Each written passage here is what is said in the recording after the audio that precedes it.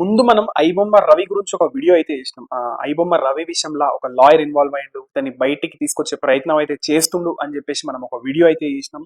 చాలా మంచి సపోర్ట్ అయితే ఇచ్చిరు. Thank you so much. So ఈ వీడియోలో ఇంకో కొన్ని పచ్చి నిజాలు అయితే తెలిసినాయి. అసలు ఐబొమ్మ రవి ఎవరు, ఐబొమ్మ రవి వెనకాల ఎవరెవరు ఉన్నారు. అండ్ ఇంకో ఇంట్రెస్టింగ్ విషయం ఏంటంటే సజ్జనార్ గారు డైరెక్ట్ గా రవిని ఎంక్వైరీ చేసినట్టుగా తెలుస్తుంది. ఆల్మోస్ట్ 6 గంటలకి పైగా ఐబొమ్మ రవిని ఎంక్వైరీ చేశారు. మరి అంతగానం చేయనికి ఏముంది, అసలు ఏమేమి క్వశ్చన్స్ అడిగిండు, ఇవన్నీ ఈ రోజు వీడియోలో అయితే తెలుసుకుందాం. సో వీడియో స్టార్ట్ చేసే ముందు నేను ఒక్కటే అడుగుతున్నా, ఛానల్ కి ఎవరైనా కొత్తగా వచ్చినట్టుంటే దయచేసి మన ఛానల్ ని సబ్స్క్రైబ్ చేసుకొని పక్కనే ఉన్న బెల్ ఐకాన్ ని ఆన్ లో పెట్టుకోండి. అసలు సజ్జనార్ గారు అయితే 6 గంటలు అసలు ఎంక్వైరీ చేసేంత ఏముంది, అసలు ఏమేం క్వశ్చన్స్ అడిగిండు. మెయిన్ మనందరికి ఉన్న క్వశ్చనే ఆయనకి ఉన్నట్టుంది. నువ్వు ఐబొమ్మ రవి అని నువ్వు కాకుండా అసలు మీ టీమ్ లో ఎంత మంది ఉర్రు, వేరే కంట్రీ నుంచి అసలు ఎవరెవరు పని చేస్తారు, మేబీ ఇండియాలో కూడా ఎంత మంది ఉర్రు, ఈ సర్వర్స్ ని రన్ చేసే వాళ్ళు, ఐబొమ్మ రవి లాంటి వాళ్ళు ఇంకెంత మంది ఉన్నారు అని డైరెక్ట్ గా సజ్జనార్ గారు అయితే ఐబొమ్మ రవిని క్వశ్చన్ చేశాడు. కానీ ఐబొమ్మ రవి మాత్రం నాకేం తెలియదు డైరెక్ట్ గా ఒకటే ఆన్సర్, స్ట్రైట్ ఆన్సర్ అయితే ఇచ్చేసిండు. అసలు నీకు మూవీస్ ఎవరు సప్లై చేస్తుండు, డైరెక్ట్ గా నువ్వే హ్యాక్ చేసి సైట్స్ నుండి అప్లోడ్ చేస్తున్నావా, అసలు నీకు ఐబొమ్మకి మూవీస్ సప్లై చేసేది ఎవడు, నువ్వు కాకుండా వేరే కంట్రీలో గానీ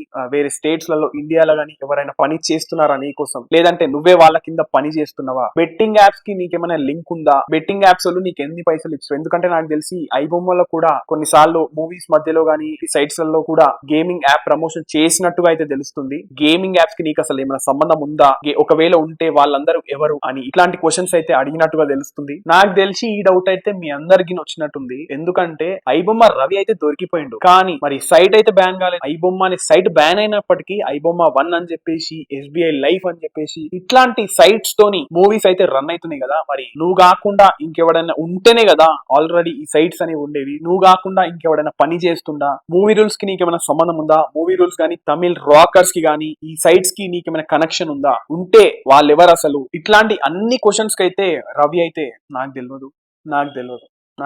ఇది ఒక్కటే ఆన్సర్ అయితే చెప్పినట్టుగా ఎంక్వైరీలో అంటే ఈ డీటెయిల్స్ అయితే చెప్తున్నాయి. మరి యూజర్ నేమ్ పాస్వర్డ్ మేము ఇవన్నీ ట్రాక్ చేసి ఇవన్నీ బ్యాన్ చేసే క్రమంలో మరి వెళ్తాం కదా, అసలు యూజర్ నేమ్ పాస్వర్డ్ చెప్పు అని సజ్జనార్ గారు అడిగినప్పుడు నాకు యూజర్ నేమ్ పాస్వర్డ్ నేను మర్చిపోయినా సార్, నాకు చాలా రోజులు అయిపోయింది, నేను యూజర్ నేమ్ పాస్వర్డ్ అయితే మర్చిపోయినా అని చెప్పేసి రవి చెప్పిండట. ఇంకోటి డైరెక్ట్ గా పోలీస్ టీం, సజ్జనార్ గారి టీం అయితే ఏం చెప్తుందంటే ఇండియా నుండి కాకుండా ఫ్రాన్స్ ఇంకా నెదర్లాండ్స్ కంట్రీ నుంచి అయితే సర్వర్స్ అయితే నడిపిస్తున్నట్టుగా తెలిసిందంట. ఇంకో ఇంట్రెస్టింగ్ విషయం మనందరికి తెలుసుకోవాలని ఉండొచ్చు, రవి పైసలు ఎంత పంపిండు, రవికి ఎన్ని పైసలు వేసిరు, ఎన్ని కోట్లు, ఏం కథ అని చెప్పేసి మనకు తెలుసుకోవాలని ఉంటది. కానీ బ్యాంక్ ట్రాన్స్ఫర్ విషయంలో కూడా ఎట్లాంటి నోరిప్పట్లేదు రవి అని చెప్పేసి అయితే అన్నారు. అండ్ ఇంకో విషయం ఏంటంటే ఆల్మోస్ట్ అన్ని బ్యాంక్స్ కి, పెద్ద పెద్ద బ్యాంక్స్ అన్నిటికీ పోలీస్ టీం, సజ్జనార్ గారి టీం అయితే మెయిల్స్ అయితే పెట్టిందంట. ఎందుకంటే ఏ బ్యాంక్ లో ఉండొచ్చో చెప్పలేం కదా. సో SBI, HDFC ఇట్లాంటి పెద్ద పెద్ద బ్యాంక్స్ కి అయితే రవి అకౌంట్ డీటెయిల్స్ గురించి మెయిల్ అయితే రాసినట్టుగా చెప్తున్నారు. మరి ఇట్లే నోరిప్పకుండా ఉంటే మాత్రం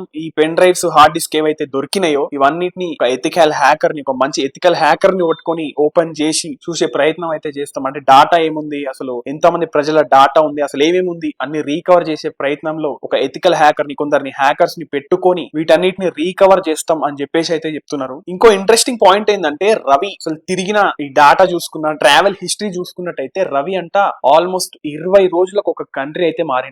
మరి అసలు ఏ పని మీద నువ్వు పోయినావు, అసలు ఇంకా నువ్వు పోయిన కంట్రీస్ లో నీకేమన్నా తెలిసిన వాళ్ళు ఉన్నారా, ఈ మూవీస్ కి సంబంధించిన టీం ఏమన్నా ఉన్నదా అని చెప్పేసి రవిని అడిగితే రవి స్ట్రేట్ గా ఒకటే ఆన్సర్ ఇచ్చిందంట, నాకు అట్లాంటి టీము అట్లాంటి వాళ్ళు ఎవరు తెలియదు, నాకు జస్ట్ ట్రావెలింగ్ అంటే ఇష్టం, నాకు ఇట్లా టూర్లు వేయడం, ట్రిప్పులు వేయడం అంటే ఇష్టం, అందుకే నేను పోయినా, అంతేగాని ఇంకా నాకు వేరే కంట్రీలతో నాకేం సంబంధం లేదని చెప్పేసి రవి అయితే డైరెక్ట్ గా చెప్పిండు. కమిషనర్ ఆఫ్ పోలీస్ డైరెక్ట్ గా ఏం చెప్తుందంటే రవి అసలు ఏం అడిగినా సక్క జవాబు చెప్తలేడు, ఎప్పుడు తలకాయ కింద తీసుకొని ఏం క్వశ్చన్స్ డైరెక్ట్ అడిగినా అసలు దేనికి కరెక్ట్ గా రెస్పాండ్ అవ్వట్లేదు, ఏది అడిగినా సైడ్ చేయడానికి ఏదో ఒకటి చెప్పేసి తప్పించుకుంటుండు, ఏది కరెక్ట్ గా చెప్తలేడు అని చెప్పేసి పోలీస్ టీం అయితే చెప్తుంది. సో ఈ సర్వర్ల లింక్స్, ఈ యూజర్ నేమ్, పాస్వర్డ్లు అన్ని ఒక ఎథికల్ హ్యాకర్స్ ద్వారా రీకవర్ చేస్తాం అని చెప్పేసి అయితే చెప్తున్నారు. ఇంకో పాయింట్ ఏంటంటే ఐబొమ్మ రవి క్యూబ్ ని హ్యాక్ చేసి ఆల్మోస్ట్ మూవీ రిలీజ్ కి 24 అవర్స్ ముందే అతని దగ్గర ఒక కాపీ ఉన్నట్టు ముందైతే చెప్పారు కదా. సో దానికి సంబంధించి అయితే నిఖిల్ అనే పేరు అతని ఫ్రెండ్ అయితే ఆ మూవీకి సంబంధించిన పోస్టర్స్ డిజైన్ చేసేటోడు. సో